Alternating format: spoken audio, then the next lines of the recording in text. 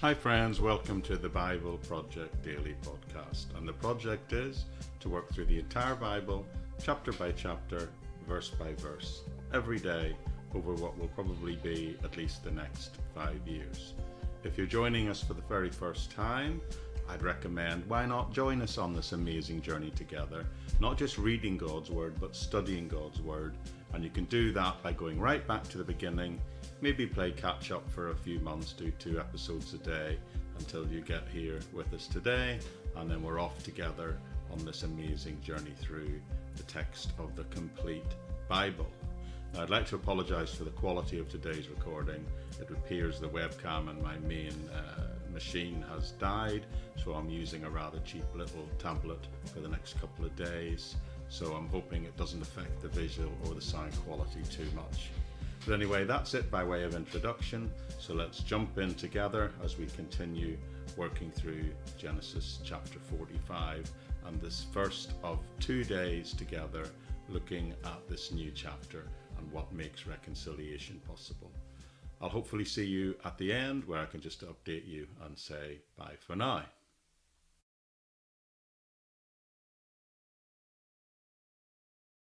Okay friends, welcome today back to the Bible Project Daily Podcast, and we're beginning a new chapter today, chapter 45, and we've gone through this passage of a few chapters now where we've looked at the reconciliation between Joseph and his brothers after all the water that's gone under the bridge.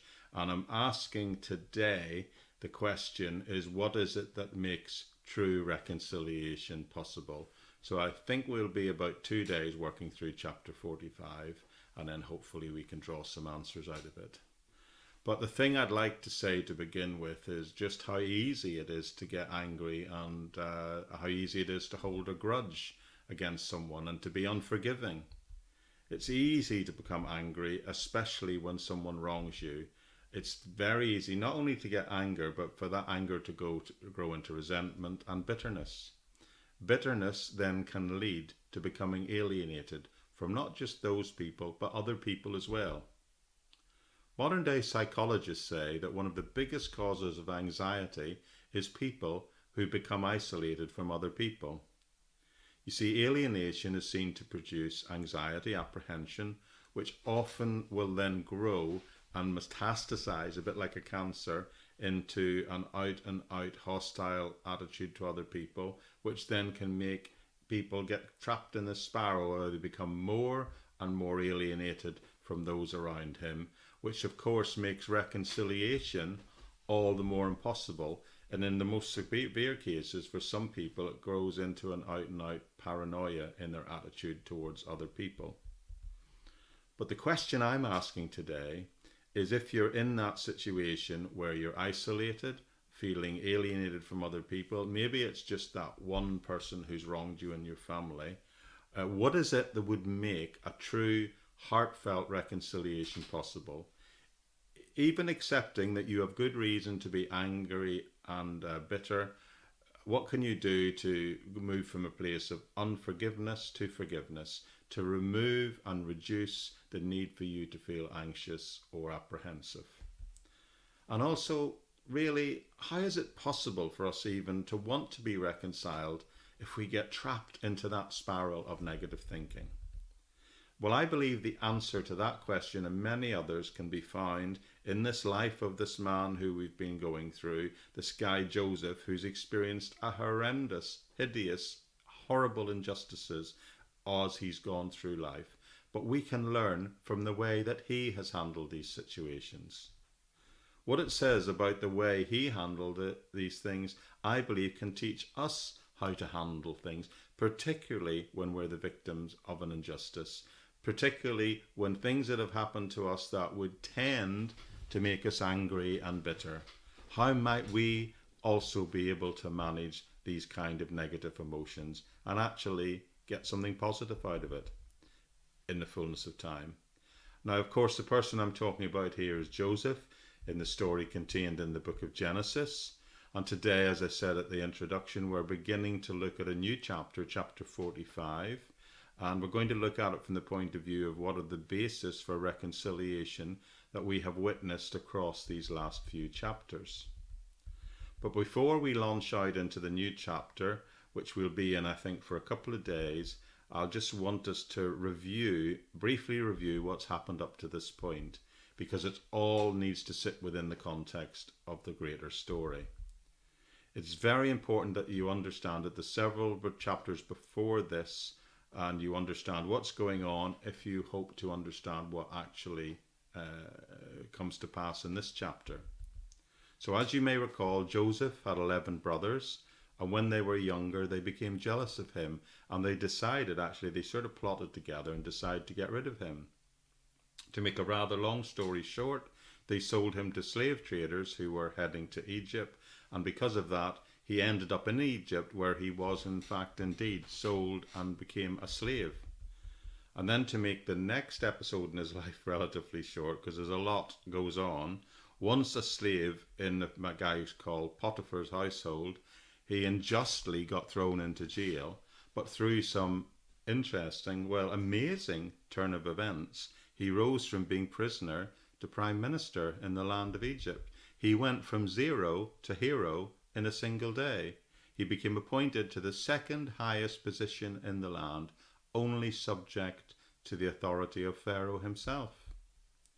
Now, in his early life as a young man, he had had dreams, and one particular dream was that he predicted that he would rise to such a position of authority, and it is within this story we see how that eventually indeed come to pass. Now, in order to rise to that position, he found himself in a situation where he interpreted a dream that Pharaoh was having and was troubling him, which meant the interpretation of that dream was that there was going to be 7 years of plenty in the land, and then there would be 7 years of famine. And none of Pharaoh's expert advisors were able to offer him any help in what the dreams had made. And sure enough, there was indeed 7 years of plenty. And it was Joseph himself who was put in charge of the plan whereby they should arrange to store the food during the good times in order to prepare for the 7 years of famine. And when the famine hit, it hit the whole region hard, and the brothers who are still back in Canaan, they were sent by their father and told, go down to Egypt and try and buy some food. And it was this strange, twisted story of circumstances that they actually end up standing before their own brother Joseph. They're standing before the same brother that they actually sold into slavery 21 years earlier. But they didn't recognize Joseph at the time. He had grown up, obviously. He would have looked different. He would have been dressed in Egyptian clothes, and he, we are told, spoke through an interpreter. He would be dressed in Egyptian garb related to his very high position, and the last thing they would have expected to see was this brother of theirs 20 years later, in effect the prime minister or the vice president, if you like, of the entire land of Egypt, the highest official in the land. And of course, it's very likely they would have just assumed that he had died at some point. So through this amazing set of events, this situation has come to pass. Now, Joseph kept back one of his brothers in Egypt when he sent the others back with the food. But following other twists and turns in the story, the father reasonably became very skeptical of the idea of sending anyone back to retrieve the brother that Joseph had insisted they leave behind, because of course he was afraid he might lose more of his children into slavery in Egypt. But eventually the famine got so severe for Jacob and his family, finally he said, all right, you guys go back and try and get us some food again. So when they come back into Egypt, another long series of events take place, but the bottom line is the story is they're all here, these brothers, and they're all standing before Joseph again, and at this point they don't know who he is. Now one of the brothers, Judah, he had promised their father Israel, or Jacob was his old name, Israel he's called now, that he would absolutely bring Benjamin back, because Israel's real fear that he would lose his youngest son Benjamin when he previously lost his favourite son Joseph 20 odd years ago. So Judah promised that he would ensure that Benjamin came back. But Joseph had set Benjamin up for this supposed theft that he had occurred, and he was holding on to him. So they're now standing before Joseph with the possibility of having to return to their father without Benjamin, and that was the worst possible scenario for him.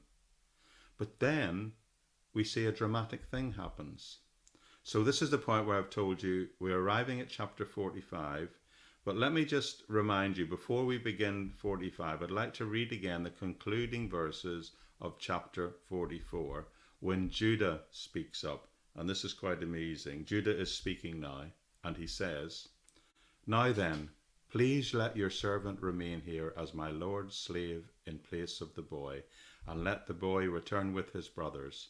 How can I go back to my father if the boy is not with me? No, do not let me see that misery come upon my father."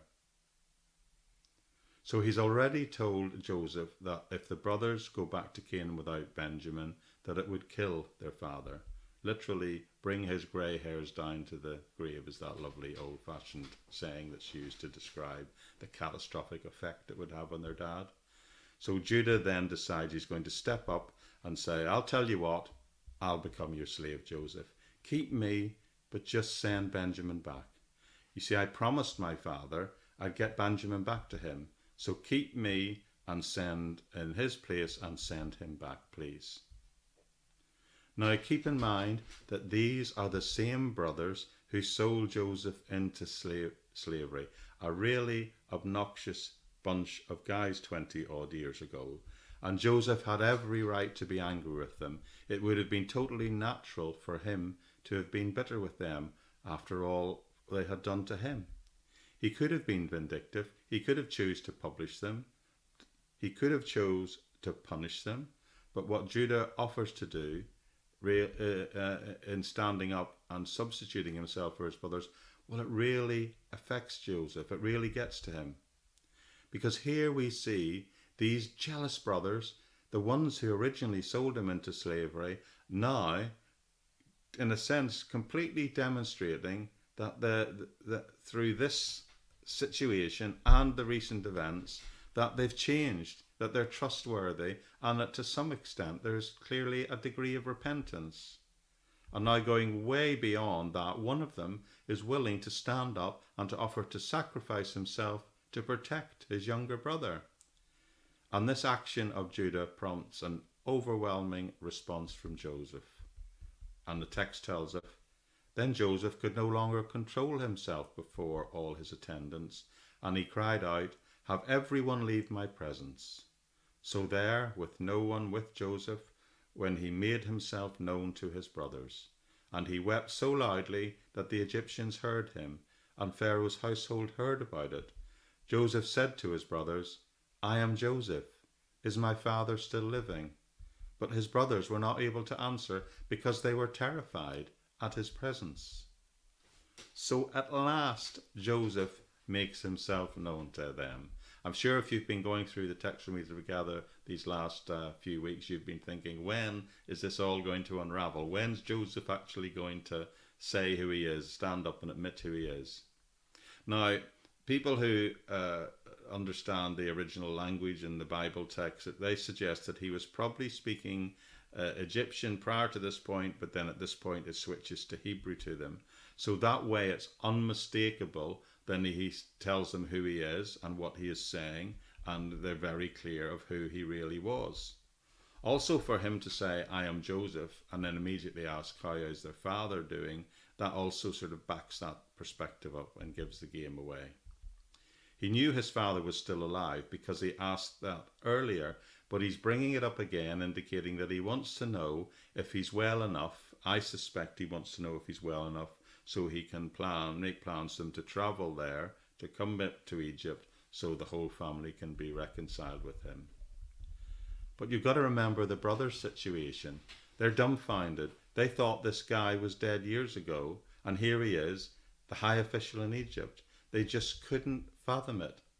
And verse 3 says they don't even answer him. They're so terrified in his presence. Now that Hebrew word translated, maybe terrified or dumbfounded in your translation, whichever version of the Bible you're looking at, the original Hebrew word means disturbed, alarmed, anxious, nervous, afraid, all of those things. So these poor brothers are really terrified, and they're standing there unable to speak, struck dumb. But much more than that, they are very afraid as well. That's what the text is telling us. And of course, they're afraid at this point because they know this is the younger brother, the guy they sold into slavery, the younger brother they betrayed. And they're probably thinking, what will he do to us? And they're helpless, so to speak. In this situation, he now has all the power, and he could literally order them to be killed on the spot. So they just stand there in silence, terrified, anxious, nervous about what would come next. Well, let's see what comes next. Verse 4. Then Joseph said to his brothers, "Come close to me." When they had done so, he said, "I am your brother Joseph, the one you sold into Egypt. And now, do not be distressed. Do not be angry with yourselves for selling me, because it was to save lives that God sent me ahead of you. For 2 years now there has been famine in the land, and for the next 5 years there will be no ploughing and reaping. But God had sent me ahead of you to preserve you for a remnant on earth, and to save your lives for a great deliverance. So then it is not you who sent me here, but God. He made me father to Pharaoh, lord of his entire household, and ruler of all Egypt." Now this is an amazing little speech he's giving to his brothers. And what he's basically saying, it really wasn't you who were behind all this. Maybe you thought it was you. What I'm saying is that this is very important because God chose it. And you've got to notice, if you look at these 4 verses, verses 4 to 8, 3 times in his explanation, he refers to the fact that God did these things. Look at this. "For God sent me ahead of you to save lives." Verse 7, "But God sent me ahead of you to preserve for you a remnant on earth and to save the lives by great deliverance." Wow, that's saying it was actually so that God's full salvation plan for all of mankind could be fulfilled through the nation of Israel. And for that to happen, this remnant needed to be saved on this occasion. And then at verse 8, it says again, "So then, it was not you who sent me here, but God." And by the way, the use of the term that he was risen to this position of Lord of the household in verse 8 is a term that means he was actually a sort of pastoral advisor. It's a word that almost means that he's got this role as a parental figure. In other words, Pharaoh will listen to him, and his role is to give advice. So a pagan king has a Hebrew believer, a believer in Yahweh, the one God Most High, as his spiritual pastoral advisor. That's amazing. But I do want you to notice that 3 times he says to them, it was not you, it was the Lord that was behind this. So let me just pause at this point and make an observation. And let me ask you the question, is Joseph bitter here? Is he angry? If not, why not? Well, the answer to that is he sees the discerning hand of God. The discerning hand of God in these events is visible to him. Even though they had done something wrong to him, even though in fact you could call what they did evil, you could call it wicked, you could even call it horrific, yet he was able to see beyond that and see that God could even use human wickedness, the thing that they had committed against him, to bring about good. That's incredible. That's an incredible truth, and that's an incredible perspective for Joseph to have the insight to have. So I would like to suggest that the discerning hand of God in human affairs will always be the real basis for any reconciliation that you want in your lives. I'll just repeat that because I believe it's important. Discerning the hand of God in everything that has happened to you, in all your difficult circumstances, whatever you're having to deal with, will always be the basis of all reconciliation between you and other people. He could forgive them. Joseph was able to forgive them because he understood that. He was able to be reconciled to them, not because of anything they did or they said, not because of anything he did or he said, or he did or didn't do. But he could be reconciled with them because he understood that God could use anything even something that was done wrong to him in order to bring about good. That's a really profound thought. And I'd just like you to roll that thought around in your brain for a little while. Can I just say, that's a very different way to look at life compared to the way most people look at life. That's an unusual way to look at life, but it's a biblical way to look at life. It's an unusual way to look at things, but it's a biblical way to look at things. It's the spiritual way. And if you take that path and take that perspective, it will save you from anger, bitterness, vindictiveness. Without holding on to that perspective, all you have left when someone wrongs you is to fall back in bitterness, blame, resentment, and even, heaven forbid, revenge. The principle that is being taught here is that true spirituality sees the hand of God in the course of all events, even negative ones, and therefore enables us to forgive others when they do things that are wrong to us. No one can truly believe in the sovereignty of God in the affairs of everyday life, can still hold or bear a grudge against someone else or seek revenge. If you truly embrace that truth, it's not possible to think that way. Joseph here, yes, he confronted his brothers with the reasoned truth, but he forgivingly confronted his brothers with the spiritually coherent truth of the fact that, yes, they'd done something wrong to him, but yet still God could use it for good. If all you do in life is look at the wrongs done to you, then the natural thing is to be angry and bitter and maybe even to seek some sort of revenge or payback with people. But if you can see beyond that, if you can look beyond that and see the sovereign hand of God working in your life in every situation, then I believe you can truly find peace and seek reconciliation and offer forgiveness rather than vindictiveness and revenge. Okay then, that's it for today. I hope you've enjoyed that. We'll finish this chapter off in our next time together tomorrow.